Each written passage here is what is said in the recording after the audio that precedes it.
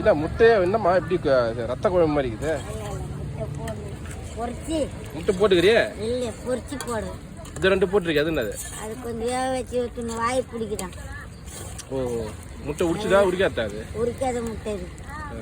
ஏன்னா இந்த பொண்ணுக்கு ஆக மாட்டேங்குது. ஆக மாட்டேங்குதா? இது முட்டை கடை முட்டை ஆக மாட்டேங்குது. என்ன பண்ணிச்சிங்க இந்த முட்டையை? பொரிச்சு தக்காளி வெங்காயத்தை போட்டு மிளகாத்தூள் அதெல்லாம் போட்டு கொஞ்சோண்டு புளி போட்டு அப்படியே போட்டால் குழம்பு நல்லா இருக்கும். என்னம்மா டிஷ் இது? நான் கேள்விப்பட்டதே கிடையாதும்மா. 5 ஸ்டார் ஹோட்டலே கிடைக்காது. அது சூப்பராகிடுச்சு குழம்பு. என்ன